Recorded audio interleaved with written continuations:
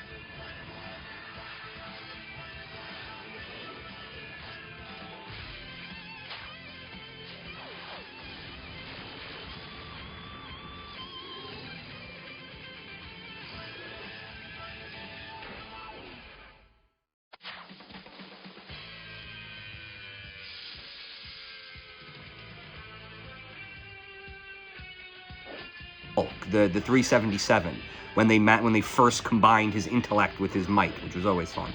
And so if you watch the last few videos, I pulled, I guess, what is it, 348, 349, maybe 350 out of the dollar bin by Union Square from the Kingpin of comics. But I wanted, to actually, I didn't want to read the second and third part, so I figured I'd wait till this, and I think now I finally get to read it. So this has actually been a thing that I've been looking at since the 90s, because I always had the card, but I never actually did a deep dive and read the new Fantastic Four saga. So there we go. I'm looking forward to that. This is just the old school fan. This is just the way I am. I love these guys, the Ohatmus, as we call it, the official handbook of the Marvel Universe. And I loved it because it was just like an encyclopedia. It just tells you exactly what each character is all about. And I mean, I joke that, as an autistic kid, getting to know all the facts without any of these complicated, pointless relationships between characters, I always liked. So, wow, I definitely remember this one specifically, opening it up to the Abomination and the Absorbing Man. I remember having a very old Hulk comic, which old to me, this would have been 70s. So in the 90s as a kid, something that was 20 years old seems so old. Now, an old comic to me is really the 40s, but I had an old 70s Hulk with Crusher Creel on the cover, and I didn't really know much about him. He was never that popular, but I had this Ohatmu. And so you can read this, and then when you go into this random story that's just going to be completely taken out of context, right? I'm not going to have the issue before it. I'm not going to have the issue after it. But if you want to understand the story, you got to know where these guys are coming from. And this will give you a a real quick crash course on everything. Look at this. This encyclopedia entry on adamantium all smudged up. The smudge is in the shape of a person. That's it. It's just the other side showing through, isn't it? Isn't it? There's a person right there. Is there a person? Yes, there's a person. Not a smudge, just thin paper. Okay, well, I mean, there's some smudging. Right, that's smudging. Whatever. I actually have been toying with the idea of making my own handbook of the villain universe. I did each, villain entries in the same style of this. Because the trading cards are fun, but you don't get to put that much information on them. You really got to boil every crook down to a single paragraph or two to make the trading card. So, I love these whenever I see them. Honestly, I've been trying to buy ones that don't seem memorable to me in my mind, but I am now 100% sure I already have this one. Once I opened it up and saw the abomination going into the absorbing man, I was like, oh yeah, no, I've read this one. I believe I bought this one at a flea market in Playland, probably in like 1992. This one I think is new to me, because I don't remember I don't know, there's something about the hobgoblin flying past the rainbow. And then you got Howard the Duck. Very, very out of place. This one's a little too fun. I feel like I would remember it. Do I have any of these? Any of these connecting? I don't think any of these are the connecting ones. Nope.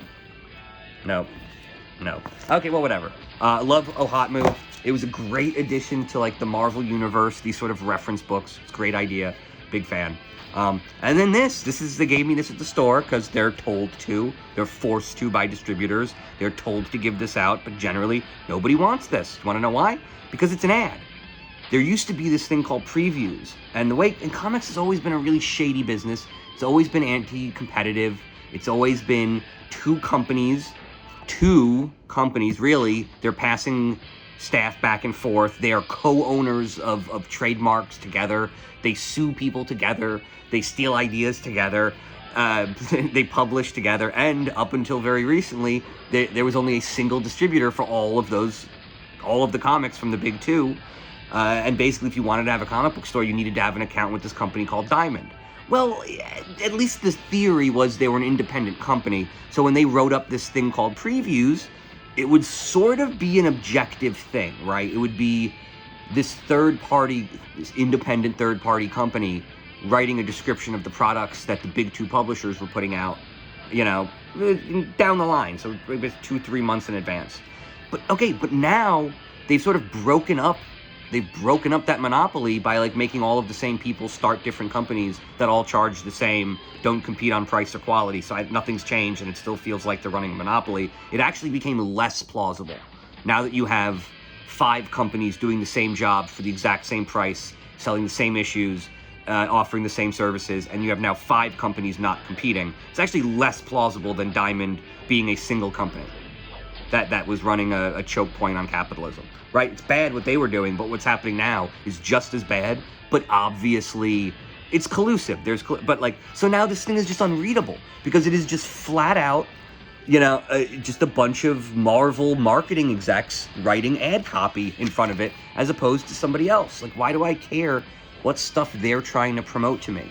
And like, I just sort of miss the idea that there used to be some version of marketing that was allowed to be done organically by the fans.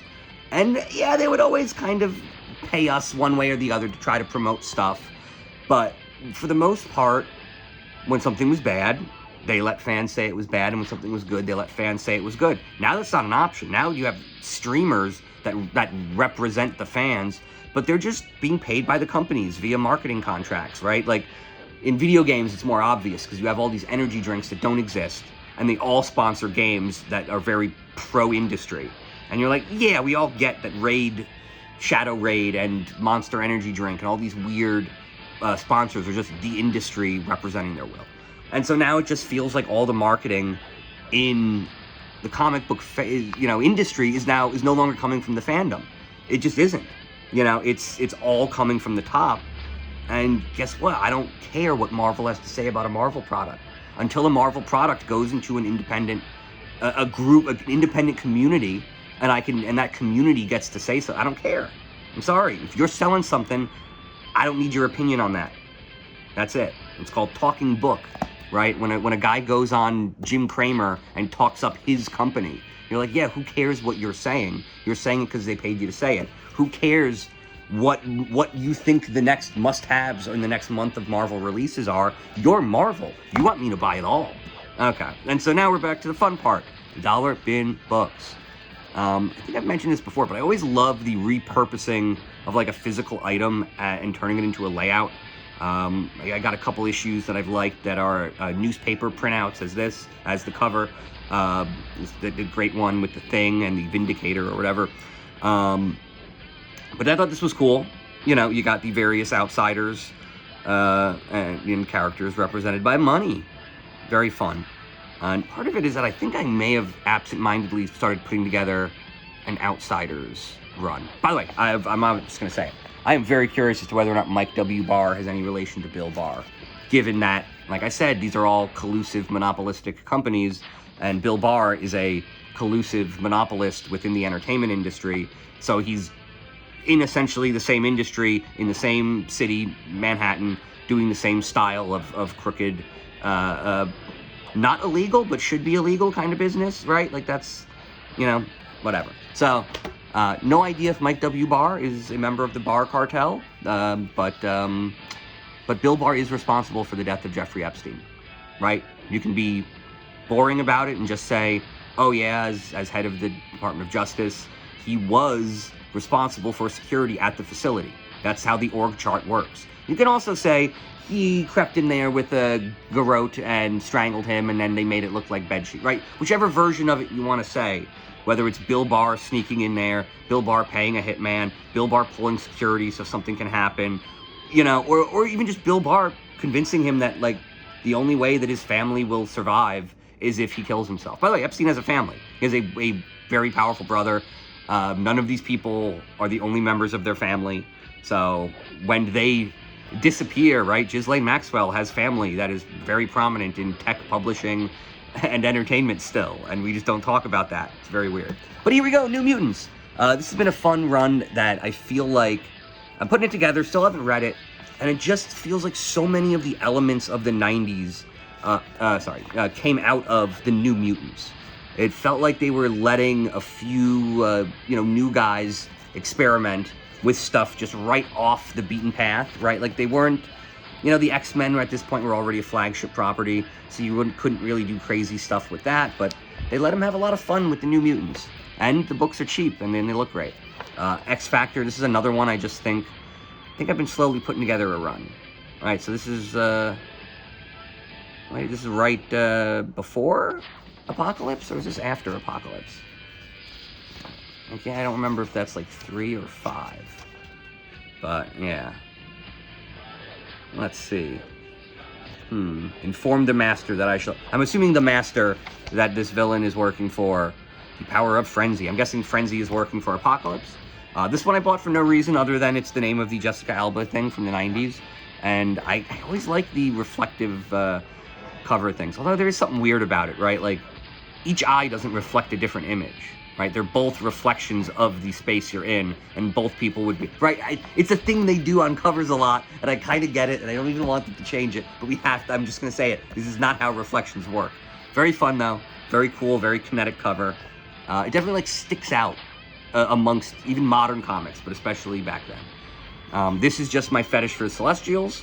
I like real power, not that phony shit, not that perception of power, and no one trumps the Celestials. So who knows if this is even readable based on the idea of that this was being like promoted as part of the frenzy leading up to the movie, which we all know was a complete bomb. The honest truth is the Eternals don't work as Marvel Comics because we already have them, right? Like it doesn't, there's this thing about the way mythology used to work in the, the pre-industrial age or whatever, I don't know what to call it, but just a bunch of guys would go and take over a space, and if their mythology was good, they would just sort of bring it into their mythology, which is why, you had, the Romans taking over for the Greeks, and essentially taking all of their entire pantheon and just renaming them, and so you have this weird kind of thing where, like, yeah, Thor is a lot like Hercules, right? Like, there are these characters that are kind of ironic or iconic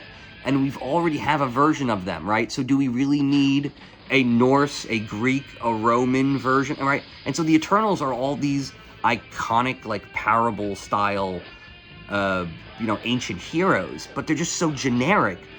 And the core of Marvel Comics leading up to then was them taking those same iconic godlike figures and making them more specific. And so then when you bring in the generic version, and, when you put Xerxes next to a character, who is based on a modern version of Xerxes, you're like, yeah, well, the old one's boring, and it doesn't really make any sense. The Eternals just never worked as a concept. It's such a weird idea, and I just don't get it. Here we go. This is just old and cool, so I bought it. 1984, I guess, end of bronze, beginning of copper. Figured I'd give it a shot. Detroit can either blow up Hitler or it can blow up the U.S. Life magazine, 1942. I have no idea what that means, but I am reading this issue because that is an interesting point. Detroit can blow up Hitler or blow itself up. Wow, okay. This is just, out of respect for the Kingpin of Union Square. I always love me a good Kingpin cover, so I figured I'd give this a shot. Devil's Reign. Was this like when he ran for office and took over New York, or is this just standard villainy? That kind of reign. And then this is, I loves me some Galactus, and I love me some parody, but also, this I didn't even notice, so I have no idea what the Nth Man is, but it does appear to be communist propaganda printed by Trump donor Isaac Perlmutter. Honestly, the only people that I ever see genuinely promoting communist ideas to children are right-wing oligarchs who hunt down communists for sport, right? That's who Isaac Perlmutter. He's a right-wing psychopath. He believes in capitalism. He's a capitalism fundamentalist, right? He's a Jewish man from Palestine that has no problem working with the Saudi government that believes Israel has no right to exist and Jews aren't people, because he's straight up a mercenary, right? He just believes in anything and will do anything for power and money. And that includes, sending children communist propaganda. I don't quite get it. It seems very weird for the same guy who's willing to vilify artists for just basic human kindness also does believe in promoting, communism in a weird kind of childish way. So whatever. Very, very weird, very odd. Isaac Perlmutter might be a communist. I don't know, but I don't know why he'd be promoting logos and communist brands within his comic books so often. And this really was a 90s thing. Most of this stuff started after he took over. I wonder when this is. This is 1990, right? I think this was his purview. And I don't know. I don't see it. I think Isaac Perlmutter might be a villain. Here we go. Good night and good books.